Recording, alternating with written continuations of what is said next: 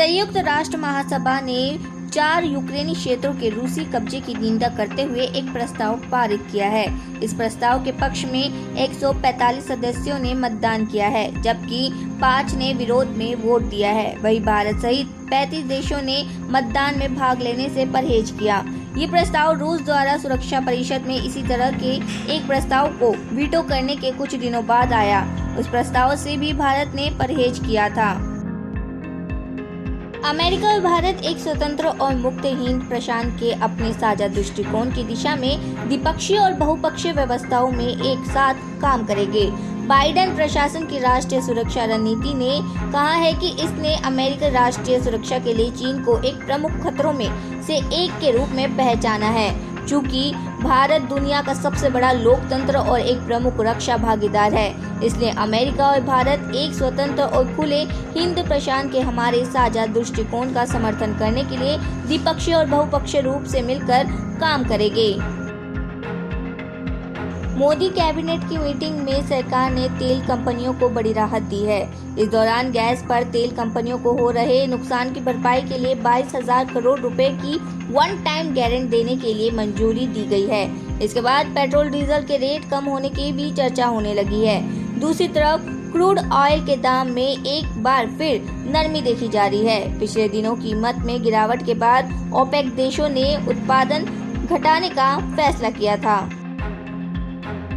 गृह मंत्रालय ने ऑल इंडिया इमाम ऑर्गेनाइजेशन के चीफ डॉक्टर उमर अहमद इलियासी को Y+ कैटेगरी की सुरक्षा दी है। इमाम हाल ही में RSS चीफ मोहन भागवत से मिले थे। उन्हें धमकियां मिलने की खबर है। उत्तर प्रदेश के कैबिनेट मंत्री संजय निषाद के खिलाफ कसरवल कांड में कोर्ट में आरोप तय हो गए हैं। कोर्ट में मंत्री ने आरोपों से इनकार किया। मामला 2015 का है, जब संजय निषाद अपने समर्थकों के साथ निषाद आरक्षण की मांग को लेकर सहजनवा में रेल लाइन पर प्रदर्शन कर रहे थे। भीड़ जब उग्र हो गई तो पथराव और फायरिंग हुई। इसमें कई लोग घायल हुए तो एक की मौत हो गई। पुलिस ने निषाद समेत कई अन्य लोगों को अभियुक्त बनाकर चार्जशीट पेश की है। हैंडबॉल के राष्ट्रीय खिलाड़ी रवि ने झगड़े में घायल होने के बाद 5वें दिन उपचार के दौरान दम तोड़ दिया। वह 20 साल का था और भिवानी जिले के गांव धनानर तृतीय का रहने वाला था। पुलिस ने पोस्टमार्टम कराने के बाद शव परिजनों को सौंप दिया। पुलिस ने मृतक के बड़े भाई रविंद्र के बयान पर 8 आरोपियों के खिलाफ मामला दर्ज किया है। रविंद्र ने बताया कि रवि हैंडबॉल का राष्ट्रीय खिलाड़ी था और उत्तर प्रदेश के भारतीय खेल प्राधिकरण हॉस्टल में रह रहा था। उत्तराखंड में दबिश के दौरान यूपी पुलिस पर हमले की जानकारी मिली है। खबर है कि यूपी पुलिस 50,000 के इनामी जफर की गिरफ्तारी के लिए उत्तराखंड के उधम सिंह नगर में दबिश करने गई थी। इसी दौरान दबंगों ने मुरादाबाद पुलिस और SOG पर हमला कर दिया। फायरिंग में ब्लॉक प्रमुख गुरताज बुल्लर की पत्नी की मौत हो गई, जबकि मुरादाबाद पुलिस के 2 सिपाहियों को भी गोली लग गई। राष्ट्रीय हरित अधिकरण ने नगर निकाय संबंधी ठोस कचरे के अनुचित प्रबंधन के लिए दिल्ली सरकार को पर्यावरणीय मुआवजे के रूप में 900 करोड़ रुपए का भुगतान करने का निर्देश दिया है। न्यायमूर्ति आदर्श कुमार गोयल की अगुवाई वाली पीठ ने कहा है कि 3 लैंडफिल स्थल गाजीपुर, बंसावा और ओखला में करीब 80% कचरा पुराना है और इसका अब तक निपटान नहीं किया गया है और इन तीनों स्थल पर पुराने कचरे की मात्रा 300 लाख मीट्रिक टन है। गोवा में एक बड़ा हादसा हुआ। नियमित उड़ान के दौरान एक MiG-29 के लड़ाकू विमान गोवा तट पर दुर्घटनाग्रस्त हो गया। भारतीय नौसेना के अनुसार एक MiG-29 के लड़ाकू विमान गोवा तट पर नियमित उड़ान के दौरान तकनीकी खराबी आने के कारण समुद्र के ऊपर दुर्घटनाग्रस्त हो गया। पायलट को सुरक्षित बाहर निकाल लिया गया और पायलट की हालत स्थिर बताई जा रही है। जम्मू में वोटिंग अधिकार पर विवाद के बीच बड़ा फैसला लिया गया है। जम्मू में 1 साल से रह रहे लोगों को मिला वोटिंग अधिकार वापस लिया गया। जम्मू प्रशासन ने तहसीलदार को दी गई जिम्मेदारी वापस ले ली। तहसीलदार को बाहरी लोगों को सर्टिफिकेट देने का अधिकार दिया गया था। अब तहसीलदार बाहरी लोगों को वोटिंग सर्टिफिकेट नहीं देंगे।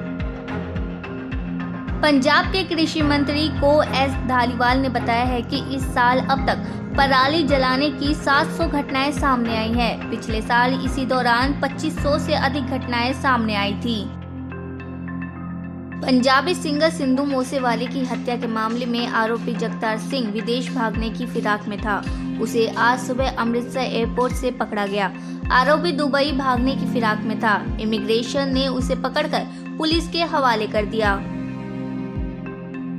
पंजाबी सिंगर सिंधु मूसेवाले की हत्या के मामले में आरोपी जगतार सिंह विदेश भागने की फिराक में था। उसे आज सुबह अमृतसर एयरपोर्ट से पकड़ा गया। आरोपी दुबई भागने की फिराक में था। इमिग्रेशन ने उसे पकड़कर पुलिस के हवाले कर दिया।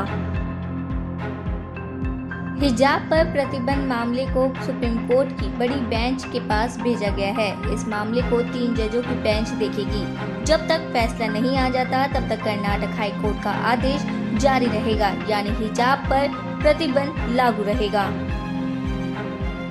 यूक्रेन की राजधानी कीव में ईरान निर्मित कामिकेज ड्रोन ने हमला किया। घटना के बाद बचाव कर्मियों को घटनास्थल पर भेजा गया। सोमवार को पूरे देश में रूस के बड़े पैमाने पर घातक हमले के बाद लगातार चौथी सुबह हवाई हमले का संकेत देने वाले सायरन की आवाज सुनी गई। कीव के क्षेत्रीय गवर्नर ओलेक्सी कुलेबा ने कहा कि हमला राजधानी के पास के इलाके में हुआ। अभी ये स्पष्ट नहीं हुआ है कि हमले में कोई हताहत हुआ है या नहीं। कांग्रेस अध्यक्ष के चुनाव को और ज्यादा पारदर्शी बनाने के लिए कांग्रेस चुनाव प्राधिकरण समिति ने फैसला किया है कि सभी महासचिव, राज्यों के प्रभारी महासचिव, सचिव और ज्वाइंट सेक्रेटरी उन राज्यों में वोट नहीं दे पाएंगे जिनका प्रभाव उनके पास है। अध्यक्ष के चुनाव में या तो AICC दफ्तर या फिर अपने राज्य में ही वोट दे सकेंगे।